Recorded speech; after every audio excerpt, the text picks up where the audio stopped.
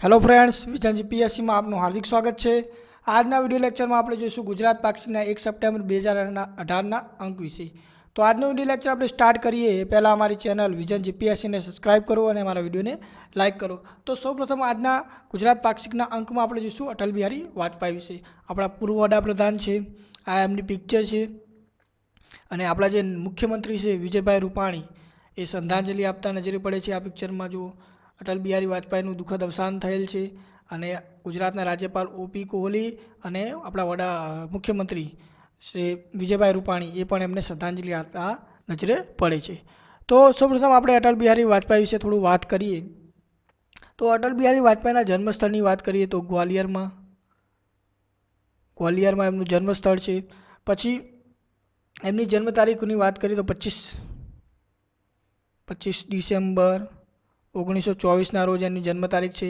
25 ડિસેમ્બરને સુશાસન દિવસ તરીકે ઓળખવામાં છે। 25 ડિસેમ્બરને સુશાસન દિવસ તરીકે ઓળખવામાં આવે છે। અટલ બિહારી વાજપેયી 19 મે 1996ના રોજ 19 મે 1996ના રોજ વડાપ્રધાન બને છે। પ્રથમ એવા બિન કોંગ્રેસી વડાપ્રધાન છે જેમણે 5 વર્ષ પૂર્ણ કર્યા છે। હવે આપણા નરેન્દ્ર મોદી સાહેબ પણ એવા બીજા વડાપ્રધાન બનશે જેમને 5 વર્ષ પૂરા કર્યા હોય એવા બિન કોંગ્રેસી। પછી વાત કરીએ જ્યારે ચૂંટાયા ત્યારે 2 સીટ પરથી ચૂંટાયા હતા। એક ગાંધીનગર, આપણી ગુજરાતની ગાંધીનગર જે સીટ છે ત્યાંથી, અને બીજી લખનૌમાંથી, લખનૌ જે ઉત્તર પ્રદેશની સીટ છે ત્યાંથી। પછી લખનૌની સીટ પરથી એ કાયમી સાંસદ તરીકે રહે છે, કેમ કે બે પદે આપણે સાંસદ તરીકે રહી શકાય નહીં। પછી વાત કરીએ 13 દિવસના એકવાર વડાપ્રધાન પણ રહી ચૂક્યા છે। એમના જીવન કાર્યકાળમાં એ 3 વખત વડાપ્રધાન રહી ચૂક્યા છે। એનડીએ નેશનલ ડોમેસ્ટિક અલાયન્સ જે છે એનડીએ એના પ્રથમ વડાપ્રધાન છે। એનડીએના પ્રથમ વડાપ્રધાન છે। પછી વાત કરીએ તો 2015માં એમને ભારત રત્ન આપવામાં આવ્યો છે। 2015ની અંદર ભારત રત્ન આપવામાં આવ્યો છે। પછી એમની અમુક પુસ્તકો છે, અમર બલિદાન એમનો કાવ્ય સંગ્રહ છે। લોકપ્રિય કાવ્ય સંગ્રહ છે એમની લોકસભાઓની જે સ્પીચો છે એમ પરથી એમની કવિતાઓનો કાવ્ય સંગ્રહ બનાવ્યો છે અમર બલિદાન। પછી એમને સૌથી લોકપ્રિય જો કાવ્ય સંગ્રહની વાત કરીએ તો મેરી 51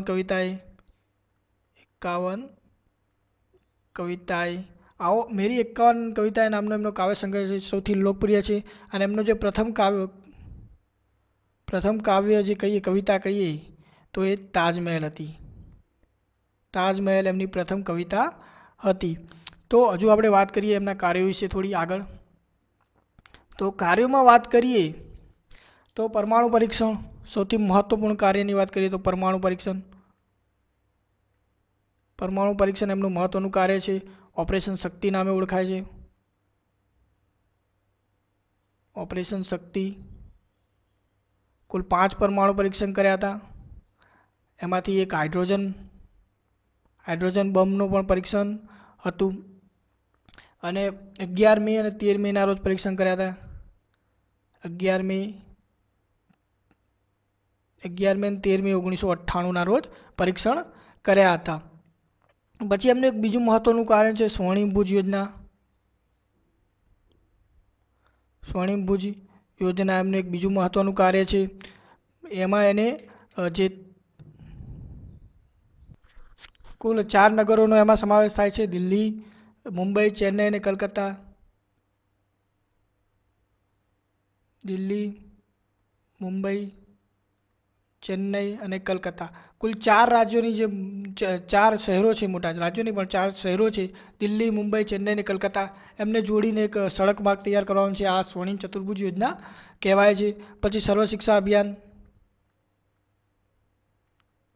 શિક્ષા અભિયાનની વાત કરીએ તો એમના સમયગાળામાં ચાલતી। પછી બીએસએનએલની સ્થાપના 2000ના રોજ બીએસએનએલની સ્થાપના। પછી વાત કરીએ તો જે દિલ્હીથી લાહોર એક બસ યાત્રાનો પ્રારંભ કર્યો હતો। દિલ્હીથી લાહોર બસ યાત્રાનો પ્રારંભ કર્યો હતો, જેને સદાએ સરહદ નામની બસ યાત્રા કહેવાય છે અને એમના પ્રથમ યાત્રી તરીકે પણ એ પોતે હતા।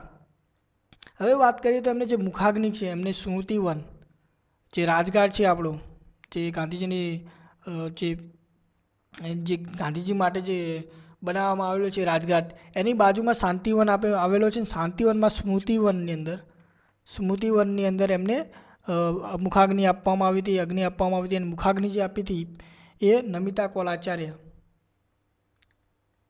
નમિતા કૌલ ભટ્ટાચાર્ય આપી હતી. એમના પુત્રી છે, દત્તક પુત્રી છે. તો આટલી જે માહિતી છે આપણે અટલ બિહારી વાજપેયી, આપણા જે પૂર્વ વડાપ્રધાન છે, એમના વિશેની છે. પછી હવે વાત કરીએ આગળ, તો આપણા સ્વાતંત્ર્ય દિવસની ઉજવણી કરવામાં આવી હતી. જે સ્વાતંત્ર્ય દિવસની ઉજવણી છે એ આપણે રાજ્ય કક્ષાની જે ઉજવણીની વાત કરીએ તો આપણે સુરેન્દ્રનગર ખાતે કરી હતી. સુરેન્દ્રનગર ખાતે રાજ્ય કક્ષાની ઉજવણી કરી હતી. અને જે હાઈકોર્ટની ઉજવણી છે, આર સુભાષ રેડ્ડી જે આપણા મુખ્ય ન્યાયમૂર્તિ છે, એમના અધ્યક્ષસ્થાને, એટલે કે એમને ધ્વજારોહણ કર્યું હતું આપણા હાઈકોર્ટની અંદર, ગુજરાત હાઈકોર્ટની અંદર અમદાવાદમાં આવેલી છે એમાં. અને જે આપણા રાજ્યપાલ છે શ્રી ઓપી કોહલીએ રાજભવનની અંદર, આપણું જે રાજભવન છે ત્યાં રાજનું રાષ્ટ્રધ્વજનું આરોહણ કર્યું હતું. પછી વાત કરીએ તો સેવા સેતુ, ગુજરાત પાક્ષિકની અંદર સેવા સેતુ વિશે આપેલું છે. ચોથો ફેઝ ચાલુ કરવામાં આવ્યો છે સેવા સેતુનો, ચોથો રાઉન્ડ ચાલુ કરવામાં આવ્યો છે સેવા સેતુનો. દાહોદના લીમખેડા તાલુકાના ધાંગધ્રેલા ગામ છે ત્યાં ચાલુ કરવામાં આવેલું છે. એટલે કે સેવા સેતુનો ફરીથી પ્રારંભ કરવામાં આવ્યો છે. ધાંધેલા ગામથી આપણા જે મુખ્યમંત્રી છે વિજયભાઈ રૂપાણી સાહેબે ચાલુ કર્યો છે લીમખેડો તાલુકો અને દાહોદ જિલ્લો. દાહોદ જિલ્લાની વાત કરીએ તો સંજેલી તાલુકો, પછી દેવગઢ બારિયા, પછી દાહોદ પોતે, ફતેપુરા, પછી ગરબાડા, પછી ધાનપુર. તો આ બધા તાલુકા દાહોદની અંદર આવેલા છે. એમાં લીમખેડાની અંદર રતનમહાલ પર્વત પણ આવેલ છે. રતનમહાલ પર્વત ઉચ્ચ શ્રેણી અથવા પર્વતોની શ્રેણી પણ કહી શકાય. પછી રતનમહાલ રીંછ અભયારણ્ય પણ આવેલું છે. રતનમહાલ એ લીમખેડાની અંદર આવેલું છે. પછી આગળ વાત કરીએ તો દરેક પાક્ષિકની અંદર એક જિલ્લા વિશે આપવામાં આવે છે. તો આ ફેર વડોદરા જિલ્લા વિશે આપવામાં આવ્યું છે. તો આપણે વડોદરા વિશે થોડું વાત કરી લઈએ. વડોદરાનું જે નામ છે, એટલે કે જે સંસ્કૃત નામ છે વત્સ્ય ઉદરે, એનું અભ્રસ્ત થઈને વડોદરા નામ પડ્યું છે. વડોદરા વિશ્વામિત્રી નદીના કિનારે વસેલું છે. પછી વડોદરાના તાલુકાની વાત કરીએ તો સાવલી, પાદરા, કરજણ, વાઘોડિયા, સિનોર, ડભોઈ, ડેસર. સાવલી, પાદરા, કરજણ, વાઘોડિયા, સિનોર, ડભોઈ, ડેસર જેવા તાલુકા વડોદરાની અંદર આવેલ છે. વડોદરા પોતે પણ એક તાલુકો છે. સંસ્કારી નગરી તરીકે ઓળખવામાં આવે છે. ભારતની સંસ્કારી નગરી તરીકે વડોદરાને ઓળખવામાં આવે છે.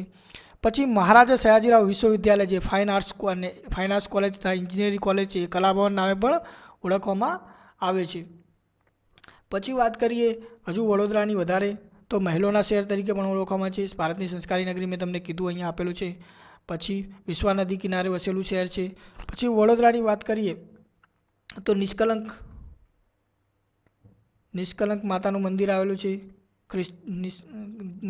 નિષ્કલંક માતાનું ધામ આવેલું છે, જે ખ્રિસ્તીઓ માટે પણ બહુ જ મહત્ત્વનું છે. પછી મહેલોના શહેર તરીકે ઓળખવામાં આવે છે. વડોદરાની અંદર ન્યાય મંદિર આવેલું છે.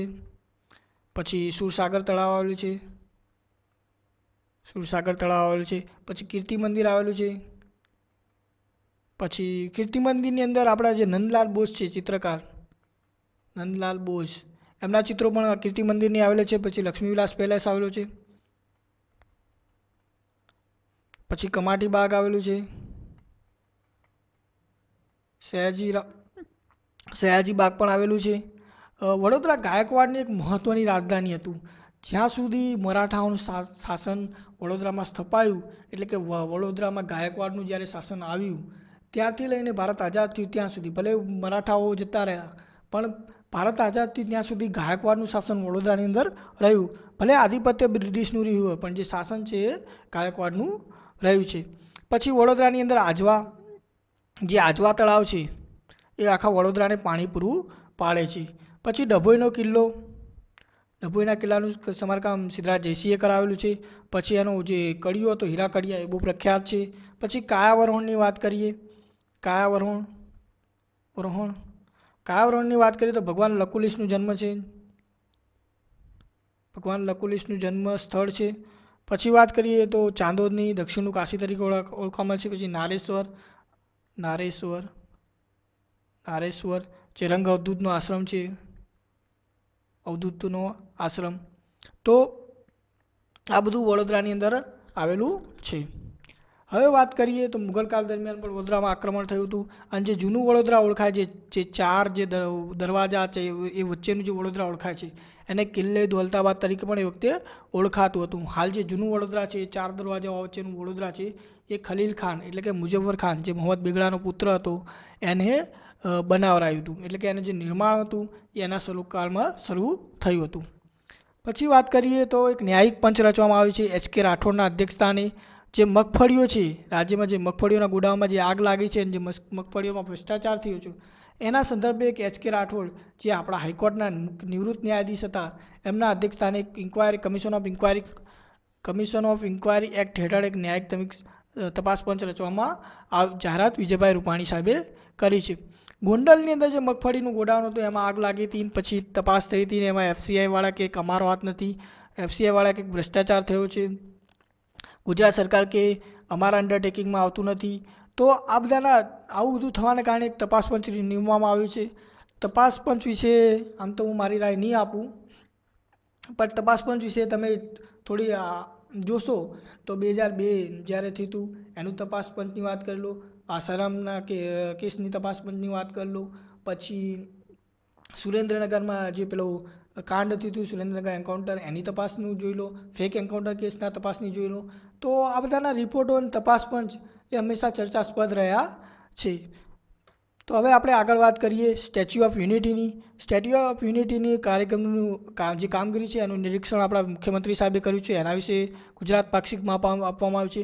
31 ઓક્ટોબરના રોજ આપણા જે વડાપ્રધાન છે એ આવવાના છે, લોકાર્પણ કરવાનું છે. સરદાર વલ્લભભાઈ પટેલની જે જન્મજયંતિ છે એમની એ તારીખે નરેન્દ્ર મોદીના હસ્તે આપણા જે વડાપ્રધાન છે માનનીય એમના હસ્તે લોકાર્પણ કરવાનું છે. સાધુ બેટ પર આ સ્ટેચ્યુ ઓફ યુનિટી નિર્માણ પામી રહ્યું છે. 182 મીટર ઊંચી પ્રતિમા સ્થાપિત કરવાની છે, જે વિશ્વની સૌથી ઊંચી પ્રતિમા પણ ગણાશે. તો આજના વિડીયો લેક્ચરમાં આટલું જ. અમારી ચેનલ વિઝન GPSCને સબસ્ક્રાઈબ કરો, અમારા વિડીયોને લાઇક કરો, અને તમને એવું લાગે કોઈ સુધારાની જરૂર લાગે અથવા તમને કંઈ એવું બીજું લાગે ગમે અથવા અમારો વિડીયો ગમે અથવા ન ગમે તો પણ કમેન્ટ કરો. અમારા વિડીયોને વધુમાં વધુ શેર કરો.